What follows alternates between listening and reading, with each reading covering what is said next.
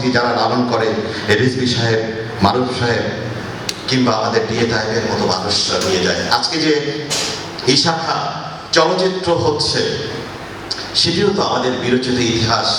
এই প্রজন্মের, এই আমাদের ছোট্ট ছোট্ট সোনামণি যারা না বুঝেই নানা রকম অসুর চর্চার মধ্যে দিন দিন অস্থির হয়ে যাচ্ছে, তাদেরকে অন্তত সুপথ দেখাবে যে আমাদের আছে সুন্দর ইতিহাস, আমাদের আছে সত্য ইতিহাস।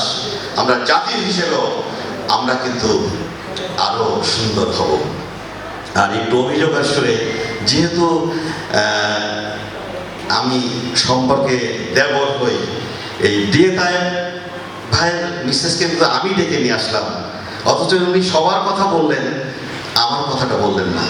এটি আসলে একটু অভিমান করলাম আর কি, অভিমান, এটা রাগ নয়, অভিমান। আমি বারবার বললাম যে ওনাকে নিয়ে আসেন, তো এবং আলমার আমিনুকেও, কারণ ওনার মতো একজন গুণী মানুষ যদি দর্শক সারিতে বসে থাকে, সেক্ষেত্রে আমরা শিল্প সংস্কৃতির একজন ক্ষুদ্র কর্মী হিসাবে আমরা দারুণভাবে বিব্রত হই।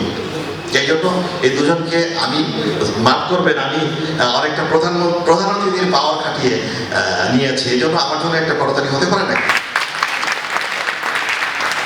তো আমার মনে হয় আমাদের আয়োজকরা অনেক সময় নিয়ে ফেললাম। আমি আজকে আর কবিতা গান আমি 2 লাইন কবিতা পড়ে আর শেষ করছি। আমার নিজের লেখা একটি কবিতা। যেহেতু শুনেছেন আমি সাংবাদিক বা সংবাদপত্র আছে, আমার শুনলেন যেমন টিভি, মানে রেডিও, দৈনিক পত্রিকার আমি সম্পাদক। হয়তো আমাদের একটা টিভি চ্যানেলও চলে আসবে খুব তাড়াতাড়ি।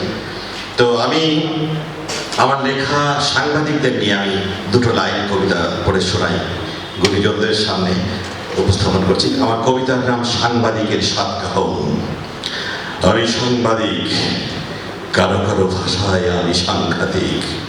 আমি বিশ্ব বিবেকের অটল প্রহরী, আমি রাষ্ট্রের 4র্থ স্তম্ভের যোদ্ধা। তৎপর বিবেকের সৎ সাহসী বিবুদ্ধ কলম আমি বন্যা খরার শীতে কিংবা সমুদ্র ঝড়ের ঢেউ খুঁজি, জীবন মৃত্যুর কোলাহল খুঁজি সেটা ঘুরে দাঁড়ানোর এক নতুন বারতা। আমি নির্ভয় বস্তুনিষ্ঠ আশাবাদী, আমি সত্যের সাথে সত্যের জাল বাঁধি।